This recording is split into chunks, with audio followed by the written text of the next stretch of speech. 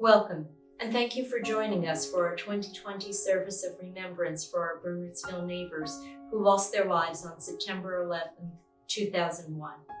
Every September 11th, we come together to fulfill the promise we made that we will never forget what happened on that day. We remember the innocent civilians who lost their lives and pay tribute to the heroic public servants who gave their lives in the service of others. Thank you for being a part of this important occasion. My Land by Edgar Guest. My land is where the kind folks are and where the friends are true, where comrades brave will travel far, some kindly deed to do. My land is where the smiles are bright and where the speech is sweet, and where men cling to what is right, regardless of defeat. My land is where the children play and where the roses bloom, and where to break the peaceful day, no flaming cannons boom. My land's the land of many creeds and tolerance for all. It is the land of splendid deeds where men are seldom small. And though the world should bid me roam its distant scenes to see, my land would keep my heart at home, and there I'll always be.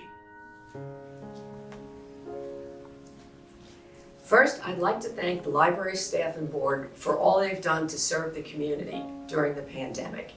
And I'm grateful to them for finding a way to uphold this important tradition of remembrance. As the years pass, it becomes more important than ever to remember the loved ones we lost on September 11th. Most importantly, I'd like us to remember how this tragedy affected our nation and our community. The courage, the kindness, and the generosity we experienced, how we came together to support the grieving. 2020 has been a difficult year for everyone, with the stress caused by the pandemic, by political divisions, by the urgent call for equality and social justice.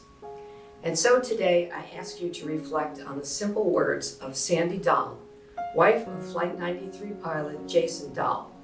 If we learn nothing else from this tragedy, we learn that life is short and there is no time for hate. As I shared last year, and will probably share every year that I serve as mayor, a quote from Heartworks, because it so beautifully captures how the human spirit can soar, even during the worst of times. In the weeks and months following the terror attacks on the United States, our only intention was kindness. Our only motivation was love. Our only goal was comfort. Our only desire was connection. Our only agenda was fellowship. And our only reality was aiding each other. May we always remember those we lost and continue to honor them through acts of service and kindness. Thank you. Hello, I'm John Bertone, President of the Bernardsville Public Library Board of Trustees.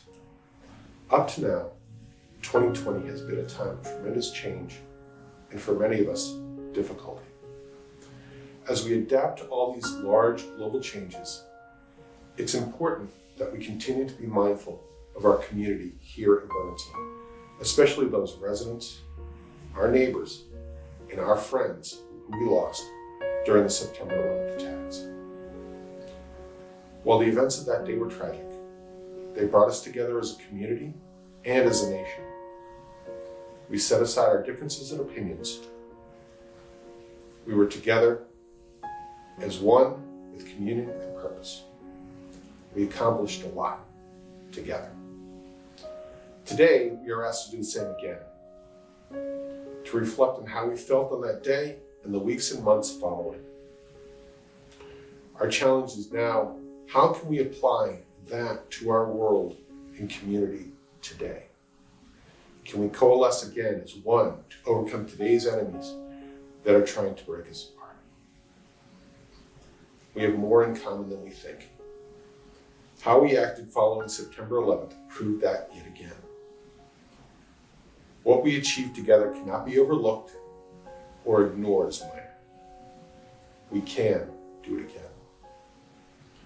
So as we remember September 11th and those people we lost, I ask that we not forget what we did together following that fateful day. And our library will be here for you should you wish to explore more about it. Allison Horseman Jones grew up in Bernardsville, attended Bedwell Elementary School, and loved Girl Scouts and animals. She graduated from Bernards High School and Lehigh University and earned her MBA at the University of Colorado at Boulder. In 1997, she went to work for Sandler O'Neill and married Harry Jones, a Bernardsville neighbor she'd met while a student at Bedwell. Allison was gifted and determined. She worked hard and played hard. She especially loved biking, hiking, running, and swimming, excelling in them all. She completed the New York City Marathon and, as a triathlete, she intended someday to enter the Ironman races. In the winter, she skied in Ohio.